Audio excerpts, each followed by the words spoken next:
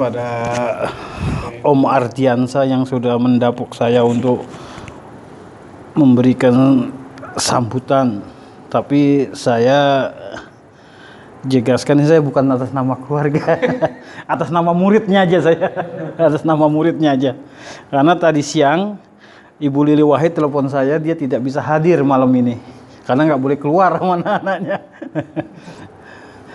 Saya ucapkan terima kasih untuk sahabat-sahabat semua yang sudah datang untuk acara tahlilan dan semaan Al-Qur'annya yang ditujukan untuk almarhum Haji Hasim Wahid bin Haji Wahid Hasim, yang kita tahu beliau wafat tanggal 1 Agustus hampir 100 hari yang lalu, tepatnya kalau tanggal 10 100 hari yang lalu. Ya, kita doakan agar beliau tenang di sana, bisa menyaksikan para murid-muridnya dari sana. Karena Gus Im ini kan orang yang misterius, banyak orang dengar namanya tidak tahu orangnya, sampai meninggal pun begitu. Karena jatah dia dimakamkan di Tebu Ireng, dia tolak. Dia minta dimakamkan di sebelah sahabatnya, sahabat kecil, sepupunya masih kecil, namanya Gus Wahid. Nama aslinya siapa Gus Wahid? Gus Wahid aslinya Hasim, anak dari Mbah Bisri. Jadi dia makanya dia pada saya sebelum wafat dia minta agar diberitahu kalau dia wafat dia ingin dimakamkan di Denanyar, di sebelah sahabatnya bernama Gus Wahid. Ketika dia meninggal, saya sampaikan subuh-subuh itu ke Gus Salam.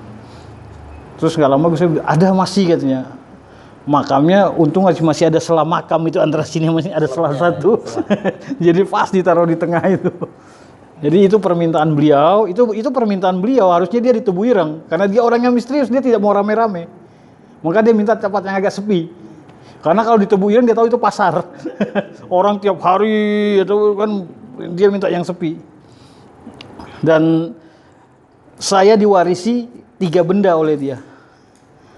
Wafak dalam bentuk logam, kalung itulah. Kedua keris, 3 buku. Itu warisan yang diberikan kepada saya. Yang terakhir belum dia berikan, keburu meninggal. Keris juga tapi belum, keburu meninggal. Dan kerisnya sampai sekarang masih ada di kamar, belum ada yang berani ganggu-ganggu. Pusaka-pusakanya dia belum ada yang berani ganggu-ganggu. Anaknya sempat masuk, coba meraba-raba keluar, pada sakit badannya, nggak berani. Kemarin istrinya nelpon saya bilang ya udah, serahkan kepada Mas Agus, yang ahlinya Mas Agus Sunyoto. Saya serahkan biar nanti dia yang urus, karena jangan sampai jatuh ke tangan orang yang tidak paham, karena bahaya sekali itu. Nah, Gus Im ini adalah orang yang tadi saya bilang misterius dan masa bodoh, dan dia bisa ada di komunitas, tiba-tiba ada di komunitas mana aja. Senangnya nongkrongnya dulu di Jatinegara belum ada pasar rawa bening, adanya di Jenderal Urip. Nah, dia nongkrong di situ sama Bukang Akik sama bakul-bakul keris tua itu. Nah, di situ nongkrongnya dia. Jadi saya sering itu di situ nongkrongnya karena dia penggemar keris. Jadi dengan komunitas keris-keris tua itu belum ada rawa bening belum dibangun. Terus dengan komunitas underground, musik underground. Anda bisa bayangin yang gubrak-gubrik itu, dia tiba-tiba bikin bersama beberapa orang, namanya apa, Indonesian Music Progressive Rock Progressive itu loh. Yang satu ketika pernah konser ajak Mas Eman. Mas Eman ini kan penggemar belas dangdut, musik-musik yang tiba-tiba dia nonton itu, kata Eman, saya baru ngerti Gus, namanya musik underground ini katanya. Jadi antara mulai nyetem nggak ada bedanya katanya. Jadi saya nggak tahu katanya. Nah, kemudian yang saya tahu ya, tingkah beliau ini ada yang apa ya, senang, kalau mistik apa ya, senang, lucu itu loh, senang mengumpulkan tanah-tanah. Jadi tanah dari sana dia kumpulin, tanah-tanah itu dia taruh. Pernah satu ketika ada seorang nih disuruh nih, teman saya ke Mekah, gimana caranya dia bisa dapat tanah dari satu tempat, tanah itu gimana caranya, sampai apa, teman saya itu ngelem sepatunya. Sepatunya dilem, jadi nginjek tanah itu kan pada nempel itu. Nah itu sepatunya nggak dipakai lagi, disimpan sampai Indonesia dikorek-korek. Itu tanahnya. Jadi di sebuah tempat. Dia itu. Jadi dia kumpulin itu Pak, tanah-tanah itu. Pernah terus dia campur. Kalau dicampur nih tanah ini akan menjadi katanya kekuatan, kita campur power glue katanya. Ini kalau sudah dikasih power glue, wah ini hebat katanya. Jadi hobinya nyelain ya sekali ngumpulin keris gitu-gitu. Ya kalau baca buku ya lain ceritanya lah. Memang dia seorang yang hobi baca, hobi mengamati dan melakukan. Dia beda dengan kakaknya di atas, dia di belakangnya. Pasti dia yang dorong. Makanya orang jarang yang tahu. Orang yang tahu yang namanya Gus Im ini yang mana jarang yang tahu. Dia hanya pernah mumpil ke publik ketika membawa penyiar acara apa RDPRI dulu itu. Pernah sempet lah berapa episode dia membawakan acara. Sama dia muncul di acara peluncuran buku puisinya itu. Hanya itu aja yang dia muncul.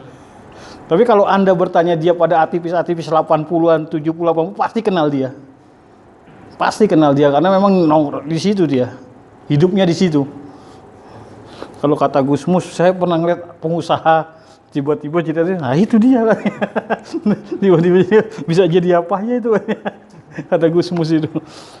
Makanya hidupnya itu ya memang misterius, nggak ini. Terus sama anaknya aja juga nggak begitu paham dengan bapaknya. Anaknya sampai nggak paham dengan bapaknya gitu loh. Saking misteriusnya itu. Ya Mas Heri yang tahu lah, karena dulu kan Mas Heri kan juga sering nemani dia dengan. Tapi dia memang ada tim yang klinik-klinik, yang gerakan dia punya sendiri-sendiri. Ya orang kayak saya ini nggak mungkin diajak yang nyabut apa, nggak mungkin dia aja. Itu ada namanya Mas Agus Sunyoto, ada dulu namanya Farid apa siapa ya, almarhum Taufik. Kemudian terakhir itu Hormus, pada itu gitu-gitulah gerombolan-gerombolannya. Kalau ngurusin anak-anak demo, saya lah yang tugas saya itu. Nah, kalau yang urusan mikir-mikir tuh Eman CS dari LKIS yang gitu-gitu, yang anak-anak itu Pak Heri. Nah itu tugasnya mikir-mikir itu. Saya bagian yang itulah pokoknya. Nah, yang uniknya lagi, dia ini apa ya namanya, hidupnya liar ya. Jadi kalau makan di mana aja bisa dia mah. Nggak mau. Sampai pernah kejadian saya sama dia di pasar Rawabening. Di Rawabening itu Gus Dur sudah jadi presiden. Jadi dia buka-buka, ada buku, dia dulu selalu bawa buku tuh, buku tahu gak, tukang kredit yang kotak-kotak gitu loh. Yang buku yang kotak-kotak itu dia lagi buka, kata tukang kerisnya gini, adiknya presiden kayak bakul ikan gitu ya. Buka buku. Adiknya presiden kayak bakul ikan gitu ya. Buka buku. Orangnya unik gitu, sendalan, dia kan gak pernah punya mobil. Dulu itu kan dia naik angkot sama saya kemana-mana, naik angkot. Pokoknya unik, orang ini unik. Pernah satu ketika Gus Dur minta duit. Sama Gus Dur, kasih. Nggak lama ada mantan ketua umum, saya nggak sebut namanya, senior, datang itu. Dia dikasih ke dia, ke mantan ketua umum ini. Gus Dur, waduh jak tuh duit gua katanya. Dia keluar. Nah, ini orang keluar, mantan ketua umum ini, dicegat gua. Sini, direbut sama dia. Itu duit gua katanya. Sini, paruh. Enak aja katanya. Paruh katanya. Ini jak lu katanya. Tapi enggak ini jak lu katanya. Jadi rupanya Gus Dur minta duit untuk ngasih anak ini nih, mantan ketua umum ini. Direbut katanya. Gua nyari capek-capek katanya. Enak aja. Nih paruh katanya. Ini kejadian. Kedua, yang lucu lagi, ngobrol. Ini saya ingat bulan puasa. Bulan puasa di ruang ketua PBNU kan, di dalam ruang ketua itu ada ruang kamarnya Gus Dur. Saya lagi ngobrol sama Gus Im. Gus Dur pulang. Rupanya habis berbuka di media Indonesia. Kalau ngobrol lah, tiba-tiba Gus Im, Gus Dur tadi masuk kamar mandi kok nggak keluar-keluar ya katanya.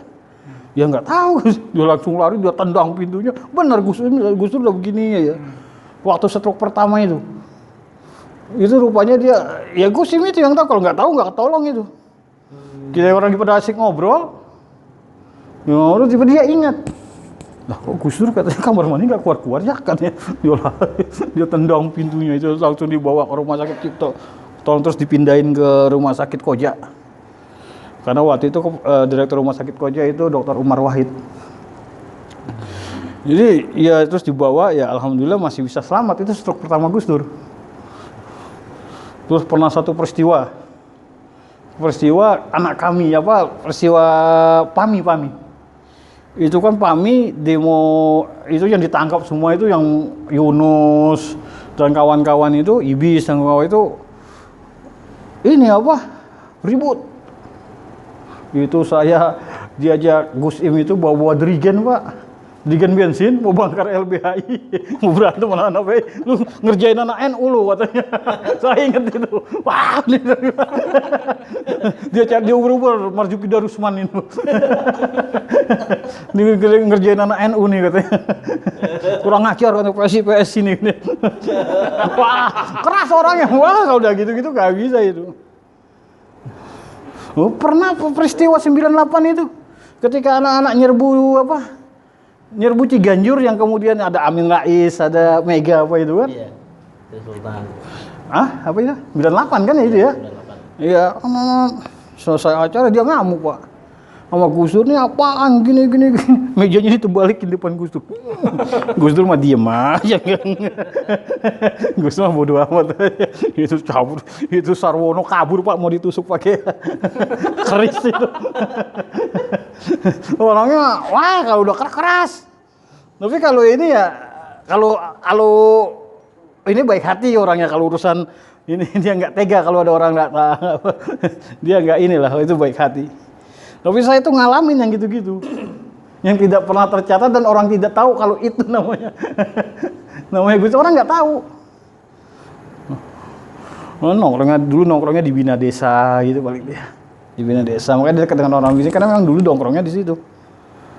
Jadi saya yang paling saya ingat itu sama saya ditugasin ngurus kerusuhan Tasikmalaya oleh beliau itu.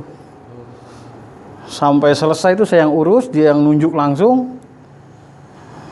Sampai dapat istri saya di sana. Iya, karomah. Jadi saya ini semua saya tahu. Makanya saya kalau misalnya saya ingat tadi, saya pengen tulis itu yang undercover itu.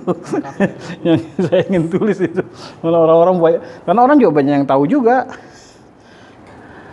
Pernah saya sumpahin masuk neraka. Anda pernah dengar ceritanya enggak? Saya sumpahin dia masuk neraka itu. Jadi menjelang lebaran saya sama Eman ngeliatin Gus Im, ada kiai datang bagi duit. Udah mau lebaran ini Pak, bagi duit. Saya udah menjelang lebaran kok sama Eman, kita nggak dicolek-colek ini ya katanya. Iya ini saya bilang. Wah tenang, besok kita jaga. Iya, jaga. Gus, saya bilang. Sampai nih kalau mati saya sumpahin masuk neraka. Apa aja kata. Masa orang pada dibagiin duit saya kagak? Ya tenang kan ya. Entar nih pokoknya kalau mati masuk neraka nih kata bilang. Eman ketawa aja kan. Mati ke sini katanya. Mana tukar sendiri katanya. Saya kalau ingat. Saya mau berani sama dia. Termasuk urusan administrasi hidupnya itu saya yang ngurus. Kalau pokoknya kalau udah bikin KTP ya gitu-gitulah KTP. Saya itu tugas saya itu. Tugas saya yang ngurus itu pasti. Termasuk ngamani, ada beberapa yang saya amanin itu. Terus aset-asetnya itu kan kemarin kan sudah anaknya udah tahu semua, saya udah kasih tahu ini. Udah ini semua. Siapa istrinya udah tahu, istrinya main nelpon nanya saya. Ya udah saya udah kasih tahu semua. Karena kan anak-anaknya ini kan hidup dengan ibunya dulu itu, jadi nggak begitu paham bapaknya. Anaknya 2. Nah, saya sampai ya dia itu guru yang baik, kalau mendidik orang guru yang baik. Seorang guru yang baik. Banyak kok waktu dia masih banyak uangnya itu ya yang mau sekolah ke luar negeri apa, dia cari itu anak-anak itu. Sekolah. Mas Heri saksinya itu banyak, Mas Heri banyak orang itu. Yasir itu namanya Yasir. Siapa lagi ya? Oh, dia tuh banyak yang sekolah nama dia dikirim-kirim itu. Dia Herawati. Iya. Darah. Saya apalagi ya, saya ya cukup dulu, ntar lagi nanti jangan banyak-banyak, nanti aja saya ceritain ya. Oke. Assalamualaikum warahmatullahi wabarakatuh. Waalaikumsalam.